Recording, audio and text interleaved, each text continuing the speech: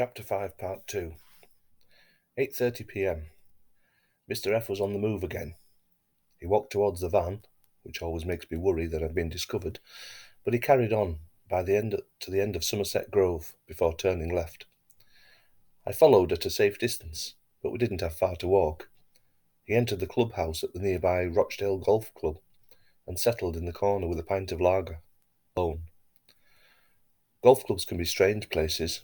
If you're not a face, you stick out like a sore thumb, and that's not a good position in my line of work. I returned to the van and parked up on the car park. I could still see inside and had a clear view of Mr. F, so there was no real need to go in and risk blowing my cover. It was nearly 9 o'clock when he moved again, but just to the bar. He bought 2 pints and returned to the table. There were a few more people in now, but hardly what you would call crowded. Either he was very thirsty, or he was expecting another. The poor man sat in the corner on his own for a good hour, constantly looking at his phone for company. At nearly 9:45 he decided to call it a day. He had finished 3 pints, eaten 2 bags of nuts, and visited the toilet 3 times before deciding to leave. I really felt for this man.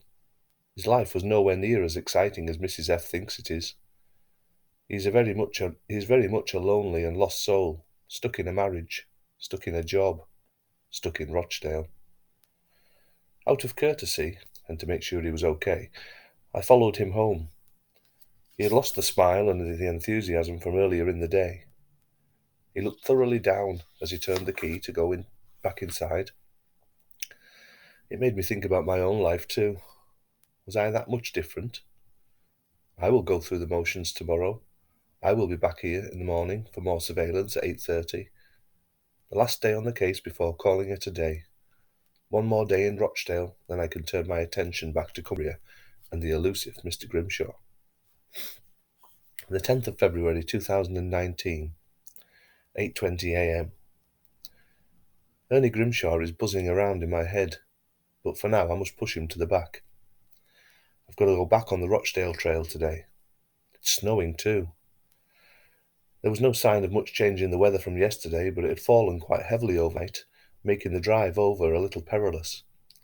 Snow can be a nuisance too for a private investigator, although I'm not expecting it to matter too much today. Snow leaves tracks, tyre tracks, footprints, evidence of being followed. Hard to be a shadow in the snow. This truly will be my last chance to find something on Mr. F. Not that I'm expecting to find anything. Maybe his behaviour has less to do with infidelity and more to do with something else. Money, debt, gambling maybe. That said, his behaviour over the last few days does not have any extravagant traits. He isn't rushing off to the bookies or the shops to fritter away his modest wage or flex the credit card. 3 pints in the golf club is not going to break the bank, even with the added cost of the nuts. Maybe it is Mrs. F who is having an affair. But why would she pay me to watch him? Oh, none of this makes sense. She'll be back home later today. I will contact her in the evening with my findings, whatever they may be, along with my final bill. I'll be pleased to sign this one off. It is never a total waste of time when I'm being paid, but I can think of better ways to fill a day. A snow day also means a cold day. I can't leave the heater on and the engine running when I'm on watch for obvious reasons. I'll have to rely on a coffee to keep me warm today. The waiting begins again. More later, Mr. Diary. 10:25 a.m. Movement. He is off again, dressed for the weather. Large padded coat, heavy boots, scarf and gloves, on which suggests he is staying outside. My guess is the park again. Off we go. 1:35 p.m. God, that was cold. My fingers are like blocks of ice. My guess was right, Mr. Diary. The park again. I followed him, staying a good 100 metres behind, without being in any danger of losing him. Keeping a distance was more important today due to the weather, and there was less people about in the park. I would have stuck out with a sore thumb if I'd trailed him around. But no need to do this. He found the same bench again and just sat and stared. I watched from a distance. People tend to mind their own business in parks, lost in their own thoughts. He certainly seemed to be lost in his. He stayed there until just after 1 p.m. before heading back home. I made my way back to the van after he went back into the house, and I kept asking myself why.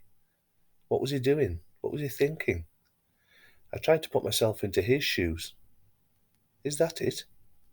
Do I need to be in his shoes? Maybe.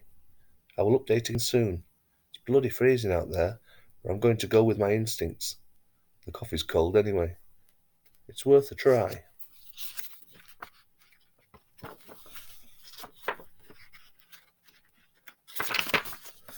2:45 p.m. I had decided to go back to the park to sit in the same place that Mr. F sat in. It was already starting to get dark, and flecks of snow were falling again. I was one of the few left there, and you couldn't blame the locals for heading back to their homes to toast in front of a warm fire. I wanted to be doing the same, but I felt a need to return. I didn't want to miss anything. I was pleased that I had returned. There was nothing obvious at first. The usual teenage scrawls across the wooden bench. Courtney for Jack, Rochdale FC rule, Berry bastards. Not exactly poetic, but from the heart nonetheless. The park was generally well kept, and I was pleased to see a lack of litter or dog muck. Signs of neglect so common in places where the community spirit has been broken. But not here, though. Mr. F's footprints were still visible, and I sat where he must have sat only an hour or so earlier. And there it was. Out of the corner of my eye, folded neatly and wedged tightly in between the iron handle and the wooden slats, was a piece of paper. It wasn't really noticeable or easy to see unless you were looking for something, which I was. By this point my hands were like ice cubes, but my fingers mustered enough movement to pull it out. It was tightly folded, which, in a way, was good, as it helped to protect it from the falling snow. I opened it slowly, more to do with my fumbling fingers than anything else. It contained a handwritten letter, a beautiful, cursive, old-fashioned style of writing. Care had been taken to write this letter. Care had been taken with each word. When I finished reading, I folded the letter and placed it back exactly where I had found it, and stood to make my way back to the van, but not before taking a photograph of it on my phone. What I do with the photograph I've yet to decide.